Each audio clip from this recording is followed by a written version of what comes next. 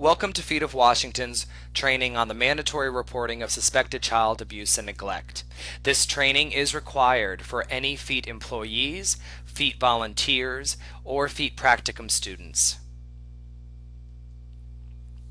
Let's start the training off by talking about what mandatory reporting is. Well, one way to think about it is to think about mandatory reporting as a combination of a set of state laws and FEET policies that determine things such as who has to report suspected child abuse or neglect, what they have to do when they make a report of suspected abuse or neglect, when they need to make that report, and how they should go about making that report. Let's begin by looking at what some of the things that the Washington state law has to say about child abuse and neglect. One of the main things the law says is that the children of the state of Washington are the state's greatest resource, and that those children, regardless of their age, must be protected from abuse and neglect, and that governmental authorities have to give the prevention, treatment, and punishment of abuse the highest priority, and that all instances of abuse have to be reported to the proper authorities. How does the state define abuse and neglect? Well, they say that abuse or neglect means the injury, sexual abuse, sexual exploitation, negligent treatment, or maltreatment of a child by any person under circumstances which indicate that the child's health, welfare, and safety is harmed. What else does the law have to say? The law says that it's a policy of the state of Washington to protect children from assault and abuse, and that any use of force on a child by any other person is unlawful unless that use of force is reasonable and moderate and is authorized in advance by the child's parent or guardian for the purposes of restraining or correcting the child. So an important point there is that any force that's used on a child must be authorized in advance, regardless of of the nature of that force. The law also says very clearly that there are some things that are absolutely considered unreasonable and therefore illegal under the law. Those things include throwing, kicking, burning, or cutting a child, striking a child with a closed fist, shaking a child who is under the age of 3, interfering at all with a child's breathing, threatening a child with a deadly weapon, or engaging in any other act that's likely to cause bodily harm greater than transient pain or minor temporary marks.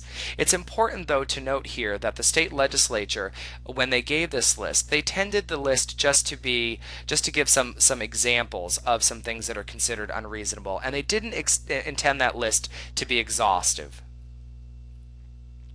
Feet of Washington takes a slightly more strict stance on the use of restrictive procedures with the clients that we serve. We neither endorse nor do we allow the use of restrictive or aversive procedures in any of our programs. Those include both our clinical programs and our volunteer or recreational programs.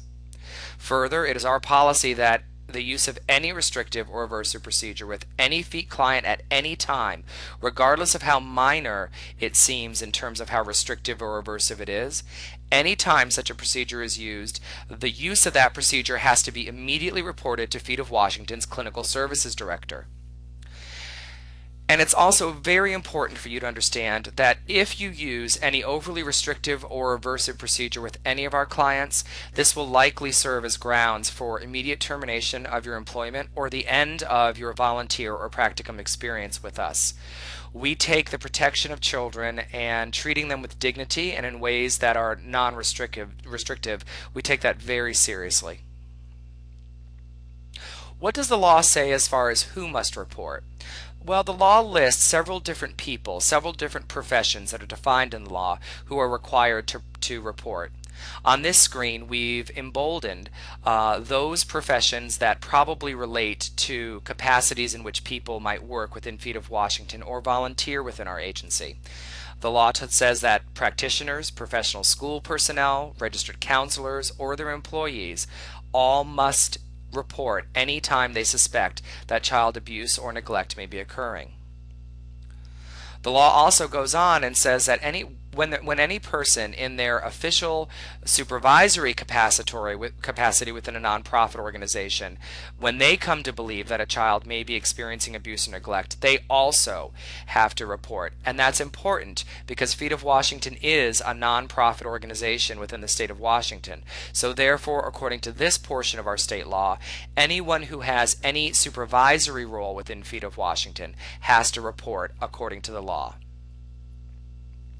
What does our policy say as far as who has to report?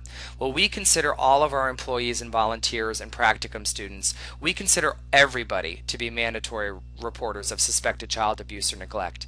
And that includes, but is not limited to, all of our administrative staff, all of our office staff, anyone working within any of our clinical programs, as well as any volunteers or practicum students.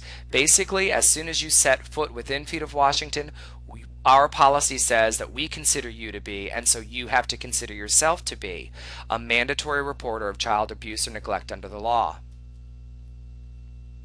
Our policy goes further and it says that we will report any and all suspicions of child abuse or neglect, regardless of whether we think that that abuse or neglect happened within our organization from one of our employees, volunteers, or practicum students, or outside of our organization.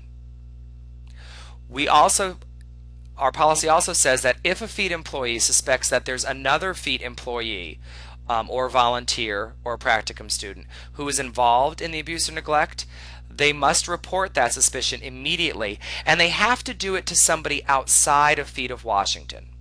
So if you suspect that the abuse or neglect is coming from within Feet of Washington, your first step, your first job, is to report that to an agency or a person outside of our organization.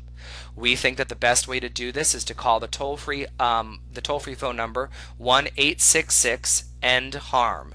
That is a hotline that's been set up by the Washington State Department of Social and Health Services.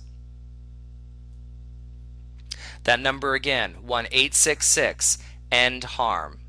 And you should see posters with this number up around you at various places throughout Feet's physical facilities. What does the law say about when the report has to happen? The law says that you have 48 hours within which to make a report. So under the law, from the time that you first suspect that neglect or abuse is occurring, you have a maximum of 48 hours before you need to make a report. However, again, Feet of Washington's policy is a bit stricter on this matter. Our policy says that any of our employees, volunteers, or practicum students who suspect abuse or neglect must report that suspicion within 1 hour. You have 1 hour to make the report. What are some things that you can look for that might indicate that abuse or neglect is happening? Now, before we get into this section of the training, I want to make it clear that these are just indicators. They're not absolute proof that abuse or neglect is happening, but they are things that you can keep your eyes out for.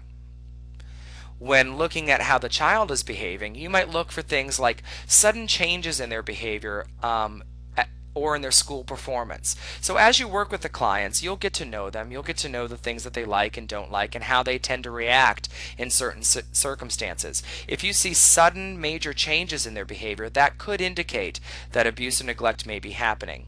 Additionally, you should look out for any time that you think that the child's experiencing a lack of medical attention for a previously known injury or health issue. So if they went home and they were injured and it doesn't appear that that injury has been treated in any way, that may indicate that some neglect or abuse is happening. Also watch for children who appear to be hypervigilant. This means that the kids always look as if they're waiting for something to happen. They're very tense and anxious and just waiting for the next bad thing to occur. Also watch if the child behaves when they're going home with the caregiver or their parent.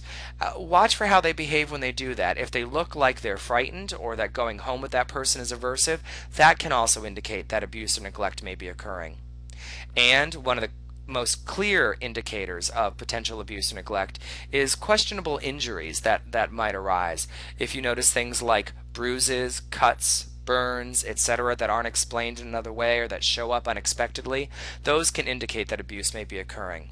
And anytime you see any injury on one of our clients, immediately complete an incident report and turn that into FEED's clinical services director.